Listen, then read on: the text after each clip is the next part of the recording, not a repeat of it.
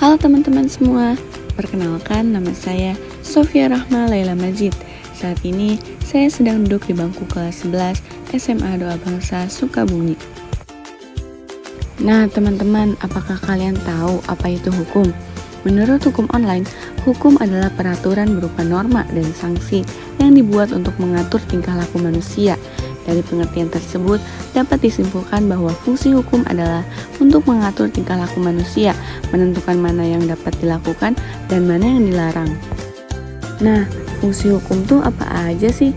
Menurut Sarjito Raharjo, ada 3 fungsi hukum, yakni yang pertama, pembuatan norma-norma, baik yang memberikan peruntukan ataupun yang menentukan hubungan orang perorangan. Yang kedua, penyelesaian sengketa-sengketa. Dan yang terakhir, menjamin keberlangsungan kehidupan masyarakat, terutama saat terjadi perubahan di masyarakat. Menurut bentuknya, hukum terbagi menjadi 2. Yang pertama, hukum tertulis, yaitu hukum yang dicantumkan dalam berbagai peraturan perundang-undangan. Hukum tertulis terbagi menjadi 2. Yang pertama, hukum tertulis yang telah dikodifikasikan, contohnya BW dan KUHP. Yang kedua, hukum tertulis yang belum terkodifikasi, contohnya perkoperasian. Lalu, apa itu kodifikasi? Kodifikasi adalah pembukuan bahan-bahan hukum yang sejenis secara sistematis dan lengkap dalam satu kitab undang-undang. Yang kedua, hukum tidak tertulis. Hukum tidak tertulis adalah hukum yang masih hidup dalam keyakinan di masyarakat, tetapi tidak tertulis atau bisa kita sebut sebagai hukum kebiasaan. Contohnya, menghormati orang yang lebih tua, menghormati perbedaan agama, dan membuang sampah pada tempatnya. Adapun pengertian dari HAM atau Hak Asasi Manusia, senada dengan pengertian HAM berdasarkan Undang-Undang Nomor 39 Tahun 1999 tentang Hak Asasi Manusia yang berbunyi, hak asasi manusia adalah seperangkat hak yang melekat pada hakikat dan keberadaan manusia sebagai makhluk Tuhan yang Maha Esa dan merupakan anugerahnya yang wajib dihormati, dijunjung tinggi, dan dilindungi oleh negara, hukum, pemerintah, dan setiap orang demi kehormatan serta perlindungan harkat dan martabat manusia. Hak asasi manusia bukan hanya berlaku bagi masyarakat yang ada di beberapa negara saja, tetapi juga berlaku pada masyarakat di seluruh dunia, karena hak asasi manusia sudah diakui dan dilindungi oleh Perserikatan Bangsa-Bangsa. Nah, apa sih fungsi dari HAM? Fungsi hak asasi manusia yaitu agar setiap individu dapat merasa aman dan terjamin hak-haknya sebagai manusia yang bebas dan merdeka.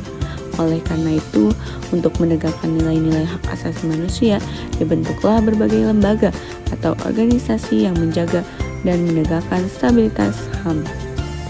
Adapun peran dan tanggung jawab individu dalam penegakan HAM.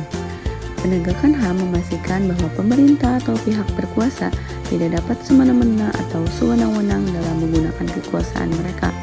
Untuk itu, setiap orang berkewajiban mengakui dan menghormati hak asasi orang lain tanpa terkecuali.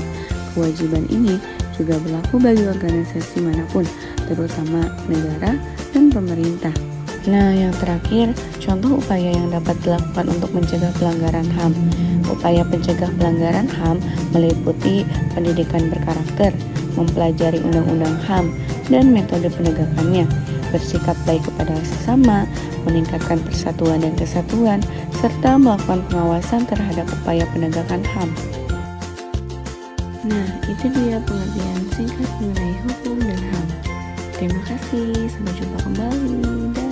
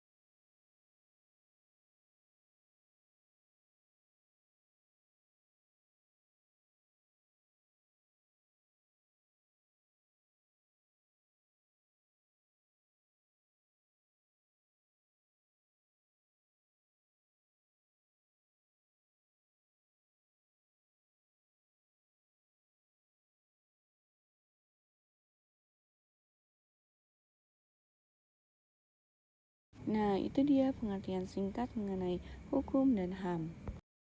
Semoga teman-teman bisa paham dan sampai jumpa. Terima kasih. Bye-bye.